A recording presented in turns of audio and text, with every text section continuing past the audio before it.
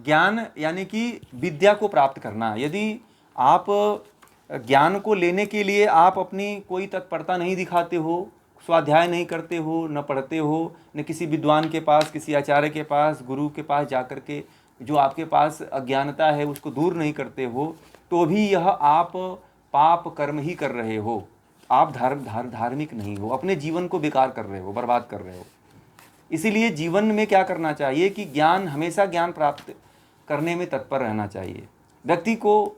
मैं तो एक अपने सभी लोगों से ये कहा करता हूँ कि व्यक्ति को दो जगह पैसा खर्च करना चाहिए। एक तो जीते जी, एक तो ज्ञान को प्राप्त करने के लिए, और दूसरा स्वास्थ्य को, शरीर को स्वस्थ बनाए रखने के लिए। क्योंकि यह यदि पूंजी अगर आपके पास है तो दुनिया की हर वस्तु को आप प्राप्त कर सकते हो। यदि यह पूंजी आपके पास नहीं है तो दुनिया में आपके पास करोड़ों अरबों रुपए की संपत्ति है, आप 2 दिन में ही उसको नष्ट कर दोगे। इसीलिए स्वास्थ्य है तो जीवन को भोग सकते हो, ज्ञान है तो जीवन को चला सकते हो, जीवन को मुक्त भी कर सकते हो। अज्ञानी बन के रहना जीवन का सबसे बड़ा अपमान है। अज्ञानी बन के मर जाना भी एक पाप है। ये पाप की श्रेणी में गिना जाता है यदि आप अज्ञानी बन के मर गए तो।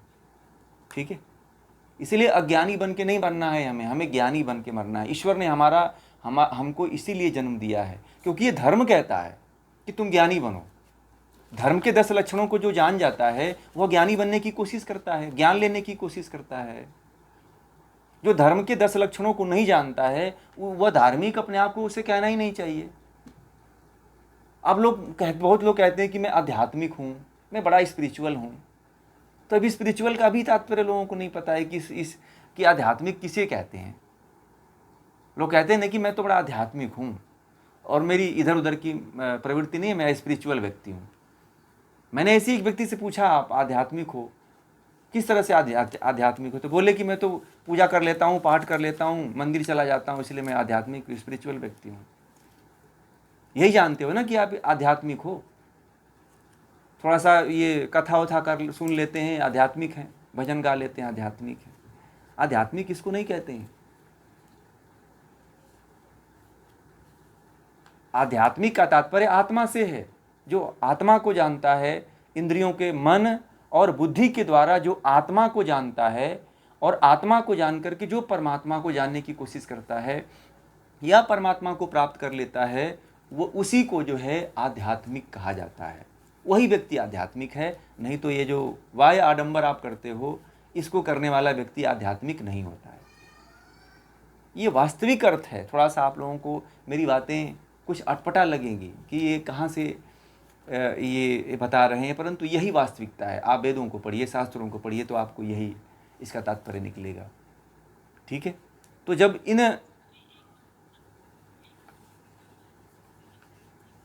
आध्यात्म बता देता हूँ। आध्यात्म क्या है? तो मन और बुद्धि के द्वारा आत्मा को जानना, और मन और बुद्धि के द्वारा आत्मा को जानना तथा आत्मा को जान करके परमात्मा का साक्षात्कार करना, ईश्वर का साक्षात्कार करना ही आध्यात्मिकता है।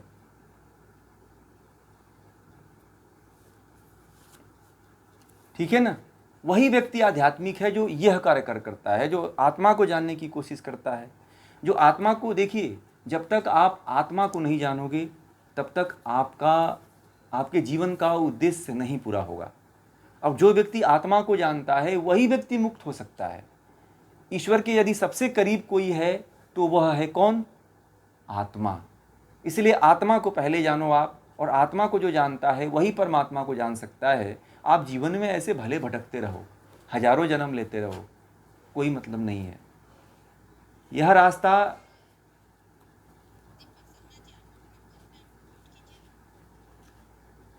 अपना माइक बंद कर लीजिए। जी। तो इस तरह से हजारों जन्म आप लेते रहो और आप अपनी आत्मा को नहीं जान पाए तो आप मुक्त नहीं हो सकते हो। आपका जीवन व्यर्थ है और एक ना एक दिन आपको इसी पे आना पड़ेगा। आपकी यात्रा मन, बुद्धि और आत्मा से ही प्रारंभ होगी। चाहे आप आज कर लो, चाहे आने वाले समय में कर लो, यात्रा तो यहीं से प्रारंभ होती है। अध्यात्म की यात्रा यहीं से शुरू होती है। आप कुछ भी कर लो, घंटों घंटों आप जो है मंदिर में बैठ करके जप करते रहो, लाखों रुपए का भागवत कथा कहलाते रहो, परंतु कुछ उससे हासिल होने वाला नहीं। सब कुछ भीतर है और भीतर से ही सब कुछ प्रारंभ होता है।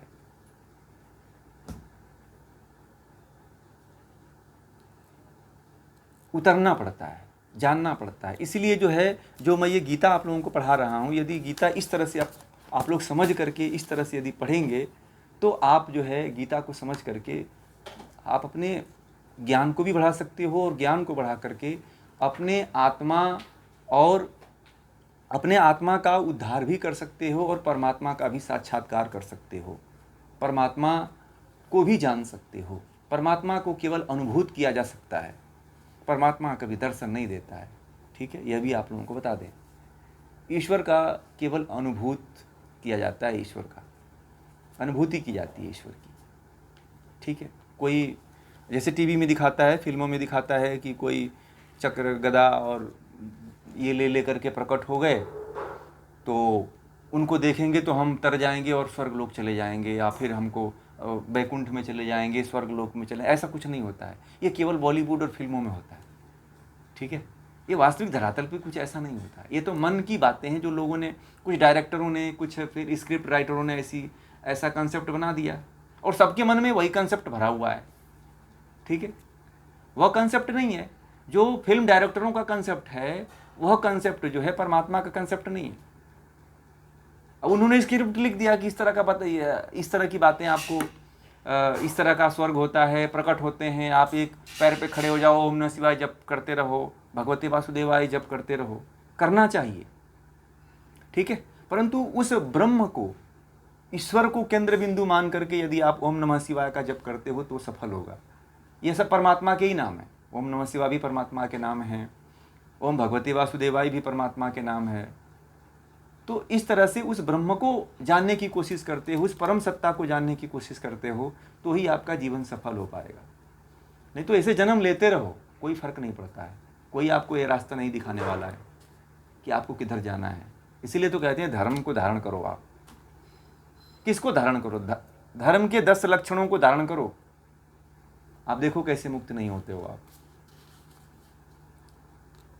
ठीक है, तो इस विषय को फिर यहीं पूरा करते हैं।